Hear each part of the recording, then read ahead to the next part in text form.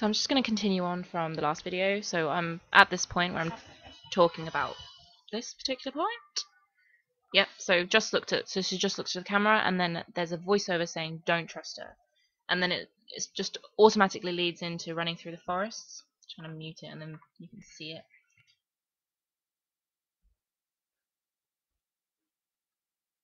So it's quite quick at that point, typical of a trailer, there's quick shots, so you can get a general idea of what's happening, but you're kind of disorientated, you don't really know.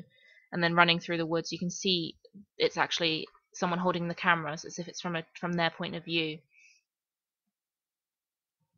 And then basically, by doing that, it sort of creates the idea of that something's happened to Katie's cousin, which is when they're talking about to the police, and it sort of continues that theme of don't trust her. Who have you got to trust? Are we talking about the one who's just been killed, or are we talking about the one that just looked at the camera, which is Katie?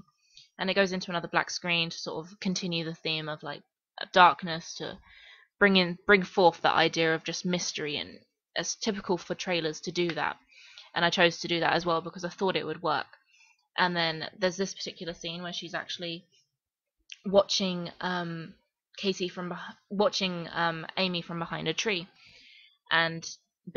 but we don't know whether it's actually Casey or whether it's someone else, some mysterious killer.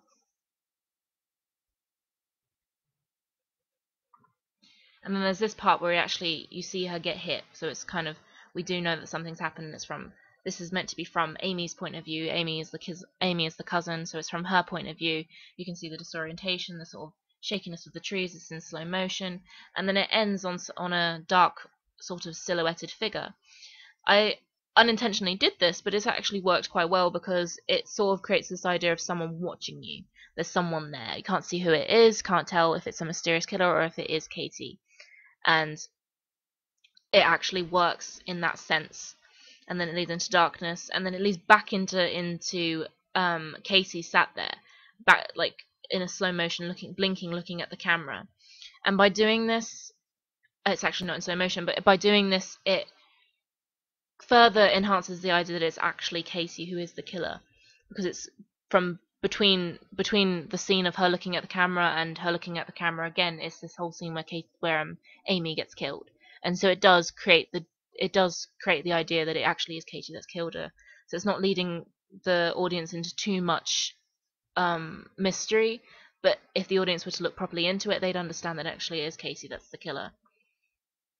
And then it goes into the sun setting. This actually, the red sun setting. I actually filmed this from outside my bedroom window because I wanted there to be this urban feel to it, because it's not in the middle of nowhere, it's in the middle of, it's in society, is in urban life. And so by doing this, but the fact that the sun's red, the sunset is red, it's sort of this idea of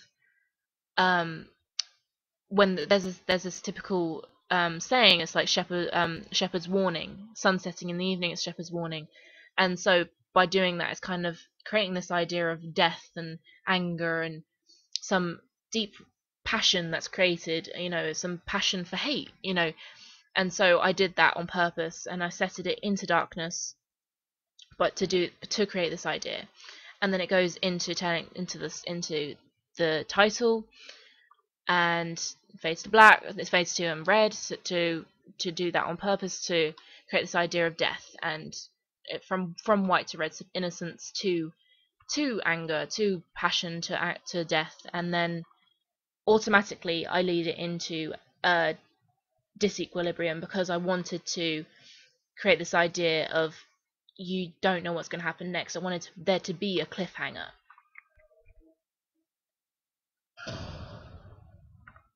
And I wanted it to be dramatic, and then I ended it on just coming soon, July 2012. Quick little snapshot of it, so that the audience knew what was going to happen. And so to continue with the idea of Todorov's theme of disequilibrium to equilibrium to disequilibrium again, I did it so that I did it in this particular moment so that it would leave the audience more intrigued and to want to watch more, so that they got left in suspense rather than to know exactly what happened. So I actually challenged Todorov's theme of disequilibrium to equilibrium to restored equilibrium. Sorry, equilibrium to disequilibrium to restored equilibrium, because I didn't want that to happen.